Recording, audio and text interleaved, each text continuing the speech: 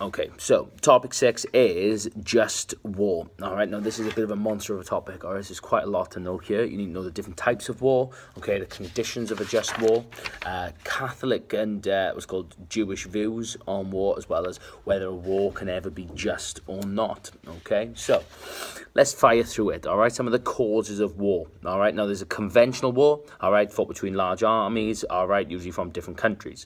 You got a civil war. Okay, which is a war within a country. You've got guerrilla warfare, all right, then. This is what's called another form of war, which takes place within one country, typically, all right, that the guerrillas form an unofficial army, okay, who take, like, hit-and-run tactics, all right. It's usually hand-to-hand combat a lot of the time, okay. There's also terrorism. There's chemical and biological warfare, all right, the type of war that seeks to gain victory by maiming or killing the enemy through the use of chemical or biological weapons. And the final one to remember is a holy war, okay, a war fought on behalf of God or supported by God. Now, those are different types of war. Now, when it comes to just war, okay, now, there are 7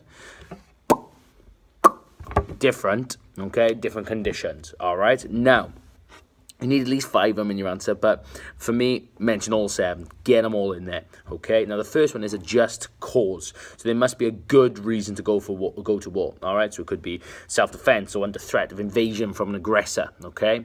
Now, one that's very similar to this is the right intention. Now, that right intention, okay, must always be to establish peace, okay?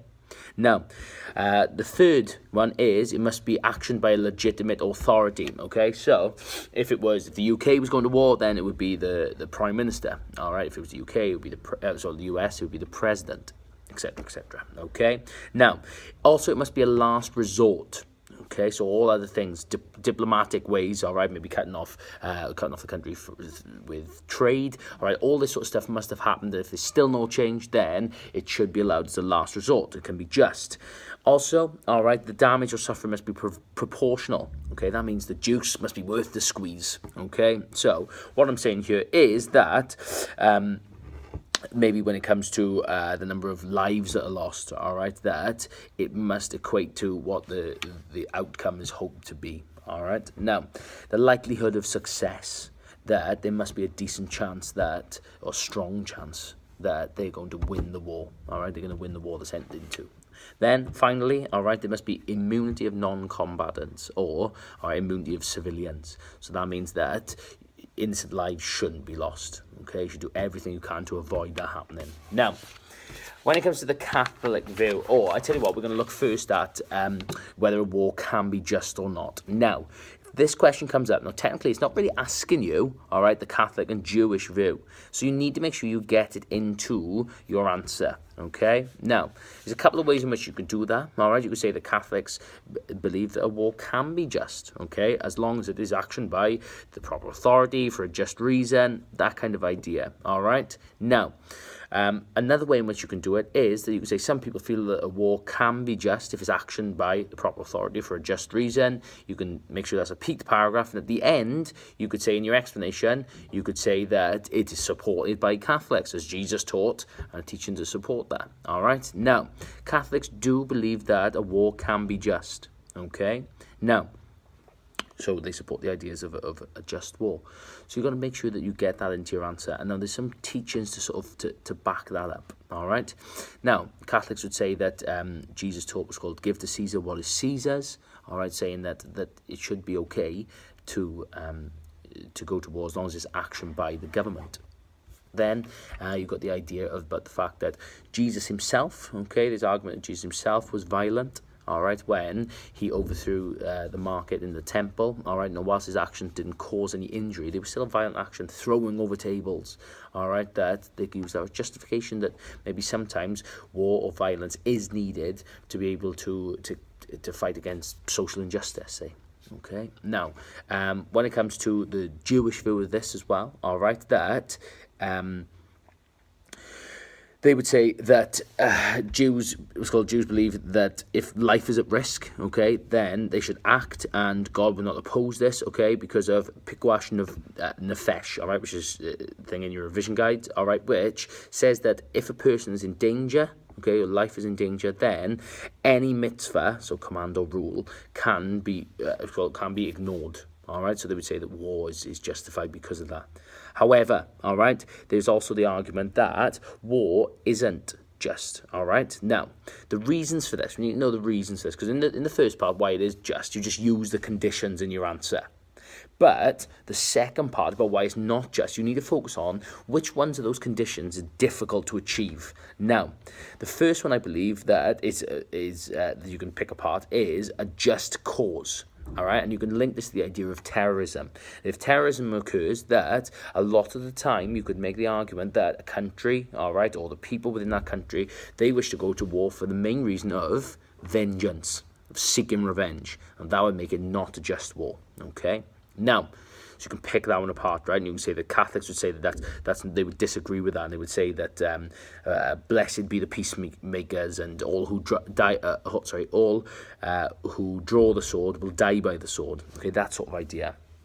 Another one that makes it is difficult to judge when it comes to a just war is it's impossible to judge whether it's a last resort. Now, the idea behind this is that there's always another option. So if there's been a diplomatic way, a discussion between countries has taken place about, could it be that the person representing the country, whether it's the foreign minister, etc., that maybe there's a breakdown in relationship between the two different countries, and that is what's hindering progress, rather than what's called maybe there's a way around it. You could also say about the fact that when it comes to cutting a country off, have they been as strict as possible? Are they still allowing that country to trade in some ways? Maybe that could be stopped. So it's always hard to establish when is the last resort. Now, the final one that is really sort of quite clear to pick apart, and I think it's probably the easiest one, is it's difficult to ensure that non-combatants are protected, and that's because of the type of warfare that we have today, all right, airstrikes, etc., all right, that it's hard to be accurate enough to ensure that all life is protected. Now, Catholics would say that this is a big issue, okay, because obviously all life is sacred, and as stewards of the world, etc., that we should do whatever we can to protect life. Now, when it then comes all right, to Catholic views on war, all right, that straight away we've got the idea of most Catholics would be against the idea of war, all right, but then there's some support for when it's a just war, some justification, okay? So first of all, it goes against Jesus' teachings, all right? He taught, blessed are the peacemakers, for they will be called sons of God. Don't go to war, all right? Next one, okay, Catholics are against war because it inflicts violence, so goes against the example set by Jesus, okay? So you say they use the example I've spoken about with the temple, but the fact he overthrew tables, but he didn't cause any pain, all right, to anyone. All right, so for that reason, he didn't. And he also taught, all right, for all who draw the sword will die by the sword, okay? So it was the idea that he follows example, okay? This is the rest that he did that. Follows example, and make sure that you follow his teachings. Catholics also have what's called the responsibility to protect and care. Okay, so as stewards of the world, and life is sacred, you should love thy neighbour. Well, war, all right, and the murder that comes, the death that comes with it, obviously goes against this concept. All right. However, some Catholics are in favour of war. All right, they use the fact that Jesus' violent actions, all right, we threw over the market in the temple, being the justification for it. So if Jesus can do it, then why can't we in certain circumstances? And the final one is that Jesus taught that when it comes to paying taxes, you give to Caesar what is Caesar's, okay, meaning that this can be applied to war because you follow the instructions of your government, okay? So they would sort of argue that if it's done by a legitimate authority, then maybe it's okay. So that's the Catholic view, okay? That's the Catholic view. If we look at the Jewish view, okay? That overall, Jews, what's called the Jewish view, is quite complex, okay, with many rejecting the concept of wars. It goes against the commandment to not kill, whilst others, what's called, use the teaching that there's a time for war and a time for peace, okay? So that's where you want to make sure it comes across in your answer, all right? You can use that in your introduction, but some are in favour, what's called, of war, okay, because of Milchemet Rashut, okay, and that was as hard to say as it looked, all right, which says that a war can be justified, okay, and they use the teaching that there is a time for war and a time for peace to back that up, okay. Also, the Jews believe that war is okay, it's called necessary in self-defense and possibly to bring around peace, okay. The Talmud teaches that it's acceptable to kill a pursuer in order to defend yourself and bring around peace. However, some are against it. back to the commandment of thou shalt not kill. Finally, you could be asked, it was called about the question, war is always wrong.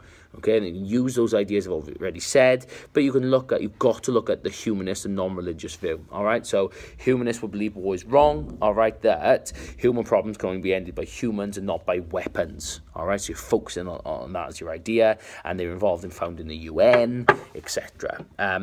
But then you've got some, all right, non-religious people who may say that, you know what, it is necessary, okay, when it comes to protection, when it comes to what's called self-defense. We're back to kind of the idea of a just war, the same kind of ideas. You don't have to use just war for this answer, but you're back to those same ideas that it can be or is necessary, okay?